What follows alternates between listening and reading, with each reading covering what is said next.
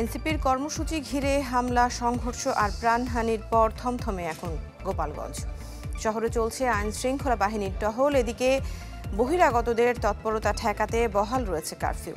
তবে কাল সকাল 11টা থেকে দুপুর 2টা পর্যন্ত থাকবে শিথিল। সংঘর্ষের ঘটনায় এখন পর্যন্ত 25 জনকে গ্রেফতার করেছে আইন শৃঙ্খলা বাহিনী। গোপালগঞ্জের প্রধান সড়ক থেকে অলিতে গলিতে সাজোয়া যানের টহল। 22 ঘন্টার কারফিউর চাদরে মোড়া গোপালগঞ্জকে স্বাভাবিক অবস্থায় ফিরিয়ে আনতে এই তোড়জোড় আইনশৃঙ্খলা বাহিনীর। বিধ্বস্ত শহরকে গুছিয়ে আনতে সকাল থেকে চলছে পরিচ্ছন্নতা অভিযান। বুধবার গোপালগঞ্জে এনসিপির সমাবেশ স্থলে আওয়ামী লীগ ও নিষিদ্ধ সংগঠন ছাত্রলীগের হামলার পর হতাহত আর সহিংসতার যে ঘটনা ঘটেছে তা থেকে আবার স্বাভাবিক জীবনযাত্রায় ফেরাতে প্রশাসনের এসব উদ্যোগ সকাল গড়িয়ে মধ্যাহ্ন পর্যন্ত ছিল।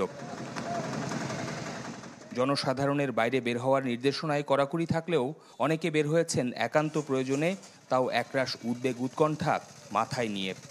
লোকজন আসলে তো কম, কালকে একটা দুর্ঘটনা ঘটছে, এখানে লোকজন কম আছে। অনেক ময়লা, অনেক রিট ফাটকেল এগুলো ছিল, এগুলো অনেক আমরা গাড়ি ভরে ভরে নিবান আসছি। বুধবার লাঠিসোঁটা নিয়ে শত শত মানুষ হামলে পড়েছিল জেলা কারাগারে। ভাঙচুরের সে দৃশ্য দেখতে ঢাকা থেকে এসেছেন ঊর্ধ্বতনরা। জানানো হয় কারাগারের নিরাপত্তা বাড়ানো হয়েছে। আমাদের যে ইন্টেলিজেন্স রিপোর্ট ছিল সেটার ভিত্তিতে আমরা প্রথম থেকে এখানে ব্যবস্থা নিয়েছি। এছাড়া আমাদের কারারক্ষীদের, তারপরে এখানে যিনি কারার ইনচার্জ হিসাবে আছেন, ওনার সাহসিকতার জন্য আমরা এটা যথেষ্ট পরিমাণে আমরা ট্যাকল করতে পেরেছি। বাট এটা হচ্ছে ভেতরের পার্টটুকু, বাইরের পার্টটুকু আমাদের জন্য অলমোস্ট আনটেনেবল হয়ে যাচ্ছিল যদি এখানে আমাদের সেনাবাহিনী, পরবর্তীতে বিজিবি এবং পুলিশরা এসে সহায়তা না করত। ক্যামেরার সামনে প্রকাশ্যে কিছু না বললেও শহরের সাধারণ মানুষ বলছেন গোপালগঞ্জ বাংলাদেশের অন্য 8-10টা জেলার মতো। একটি দলের তকমা নিতে নারাজ তারা। বিকেলে সার্বিক পরিস্থিতি নিয়ে বিভাগীয় কমিশনারের নেতৃত্বে বৈঠক হয় জেলা প্রশাসক কার্যালয়ে। পরে সংবাদ সম্মেলনে কারফিউ বাড়ানোর সময়সীমা ঘোষণা করা হয়। সার্বিকভাবে যাতে আর পরিস্থিতির অবনতি না ঘটে, এই জন্য আমরা যে কারফিউটা ছিল সেটা আমরা কন্টিনিউ করার সিদ্ধান্ত নেওয়া হয়েছে এবং আগামীকালকে 11টা পর্যন্ত কারফিউ থাকবে, 11টা থেকে 2টা পর্যন্ত শিথিল থাকবে, তারপর আবার সিদ্ধান্ত দেওয়া হবে কালকে। যারা নৈরাজ্য করবে তাদের বিরুদ্ধে কঠোর ব্যবস্থা নেওয়ার হুঁশিয়ারি পুলিশের।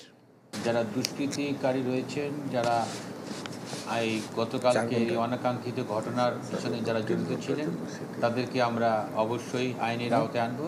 এটা অব্যাহত থাকবে। বুধবার ঘটে যাওয়া এমন সহিংসতা আর রাজনৈতিক ক্ষোভের অবসান চান এই জেলার সাধারণ মানুষ, যে কারণে অকালে প্রাণ গেছে 4 জনের। বুধবারের সংঘাত সহিংসতার রেশ এখনও স্পষ্ট পুরো গোপালগঞ্জ জেলা জুড়ে। 22 ঘন্টার কারফিউর সময়সীমা আবারও বৃদ্ধি করা হয়েছে। প্রশাসনের পক্ষ থেকে বলা হচ্ছে পরিস্থিতি পুরোপুরি শান্ত না হওয়ার আগ পর্যন্ত আইনশৃঙ্খলার পরিস্থিতি এই ঘোষণা অব্যাহত থাকবে। শফিকুল ইসলাম সবুজ, চ্যানেল 24, গোপালগঞ্জ।